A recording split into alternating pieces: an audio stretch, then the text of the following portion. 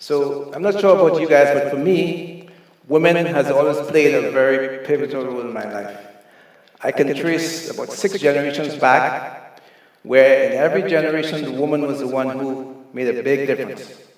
And I also boast about coming from a long line of Seventh-day Adventist folks. So my great-grandmother was born in Montserrat, and she migrated to Trinidad a few generations ago, and there she stayed, and all the other generations came from there. So I can remember her as a little kid. She was on a bed, probably last days, but she would always encourage me to go to church and to learn my memory verses and all that. So then my grandma took over from there, and then my great aunt, my mom, and then I'm here.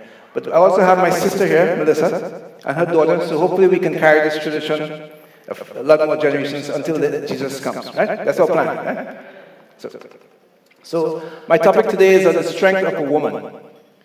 So a great Chilean writer named Miss Aliente, I think was her last name. She was speaking on behalf of women. She said, "We all have unsuspected reserve strength inside that emerges when we are put to the test." So speaking about women. So when women are faced with controversies or trials, they find a way somehow.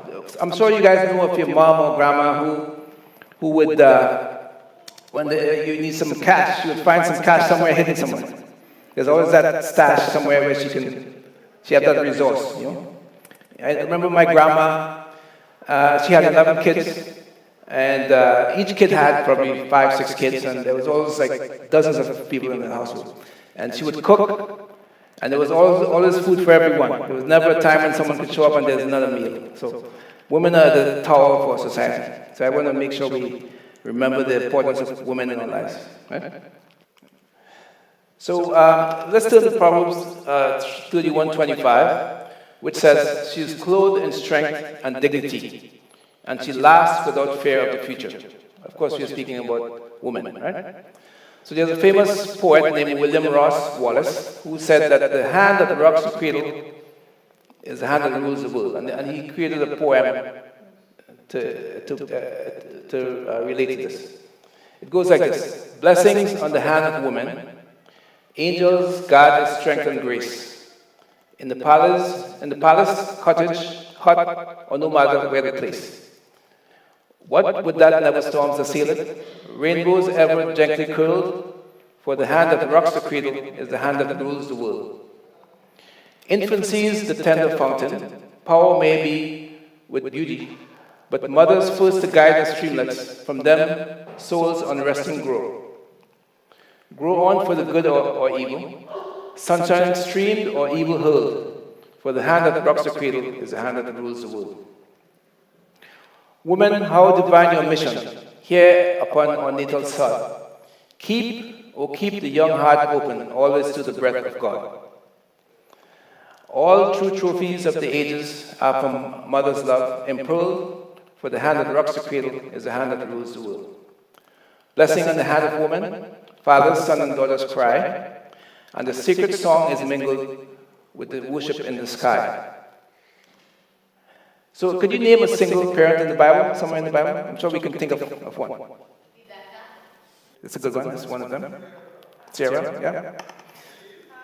Hannah. And there were a lot of great female judges too in the Bible who made a big difference, right? Deborah, yeah. Good. So Exodus 2:1-4 says that now a man of the tribe of Levi married a Levite woman, and she became pregnant and gave birth to a son. Anyone can think of who we're talking about? Who that son was? When she saw that he was a fine child, she hid him for 3 months. And we know the story behind this. We know that the king was determined to kill all the male Israelites who were slaves in Egypt at that time.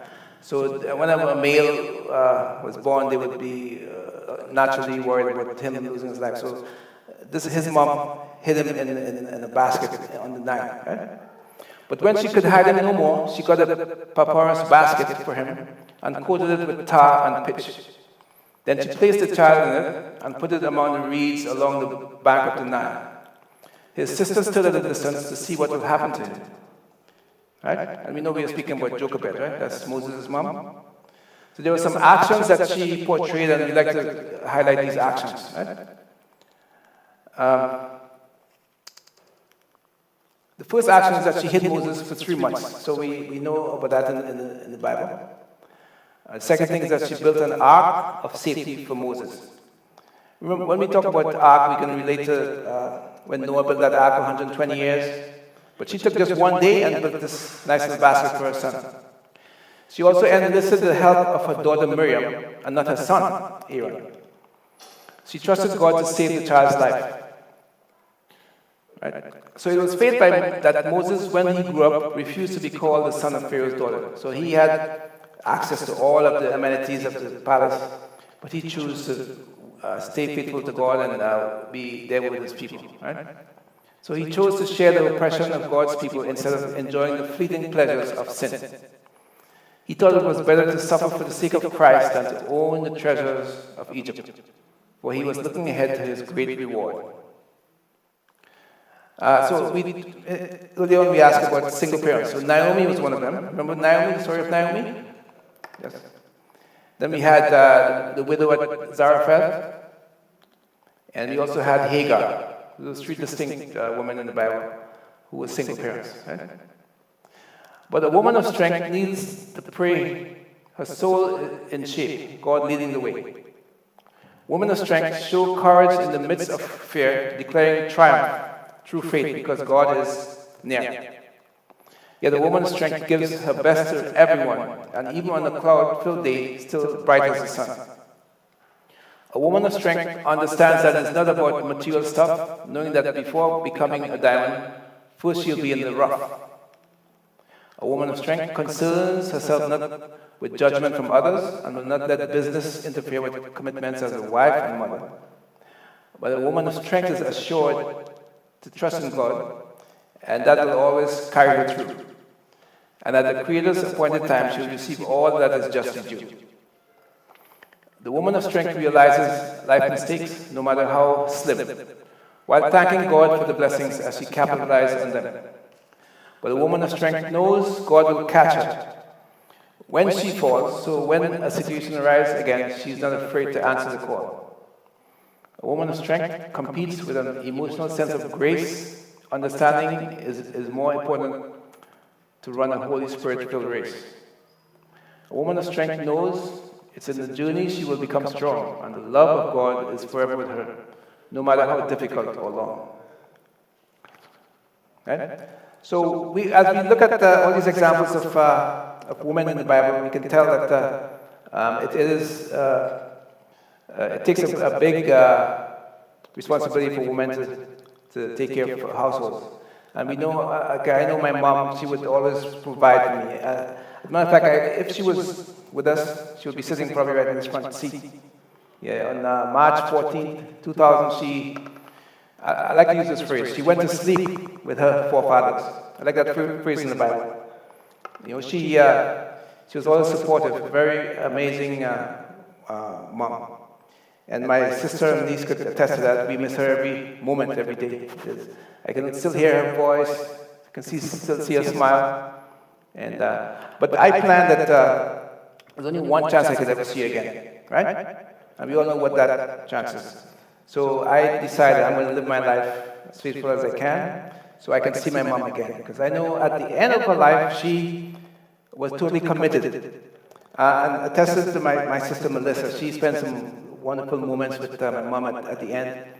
And she made it her duty to ensure that mom was right with God. So I'm really grateful for that. So I know that the plan for me is to spend some time with my mom again in heaven.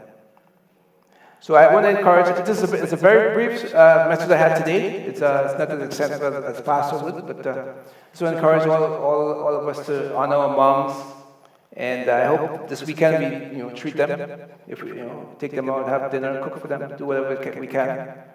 I know they're great plans. I know the women of the church are really good at doing stuff like that. So we should be having a nice meal today to honor moms. And I saw we already honored the mothers with some lovely flowers. So So I just want to encourage everyone to be faithful to God, and ultimately the goal for all of us is at the end of our lives we can look back and say, hey, you know what, I did the best I could to provide opportunities for not just my mom, but for all those I come in contact with. So last night I was here preparing the activities for the church, and I was all alone up there, as I usually am on Friday nights, and someone came knocking on the door. It was a young lady, a South Asian lady, and she seemed like she was in distress. So she knocked on the door, and I opened the door, and she came in. Lights were on. I was up there all by myself. She came right to the front, and she knelt, and she prayed. So the first thing I did was call the first elder. As you know, a single lady alone with yourself, I wanted to make sure we were doing the right thing. So I called the elder, and then I called Sister Hunt, because she lived close by, with the goal of her coming by to console the lady. But she stayed there for about 20 minutes, and she prayed, and then she cried, and then she left. So I invited her to come today. I haven't seen her today, but hopefully one day we'll see her. But I think we all need to have a game plan when we deal with salvation. So it's not something we should keep to ourselves. We need to have a commitment to share with others, right? I think one of the issues with most of us, including myself, is that we are too selfish. We focus everything on ourselves, and there's not enough emphasis on sharing the gospel or making sure at least one or more people enter heaven because of your contribution. You know, I think of Elder Trotman, and I heard the story of how you guys met. And a couple of times I said to Elder Trotman, man, this is your crown, Elder, the first Elder. Because he is the one that did a lot of persuasion to have Elder here with us today. So you never know the difference you can make with others, you know, at your workplace or even in the groceries. I have a habit of, when I go to the grocery store and I see stuff falling on the floor, I'll pick them up and put them. So one lady said to me once, why are you doing that? She's allowed I said, no, I treat this as though it's my own. You know, so as if I'm the owner of the store. So you have to conduct yourself a certain way. It doesn't matter where you are, who it is, and it makes a difference. The more you practice these things, it becomes part of you, and people could see in you God, and hopefully that will make a difference in their lives. Right? So that's my sermon. It's a very short one. I know there are a lot of hungry people today, so I want to make sure we set enough time so you can have a meal today. All right? So press team. You can come up and close us off. All right?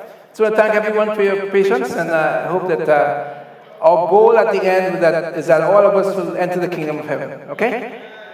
Thank you so much. Amen.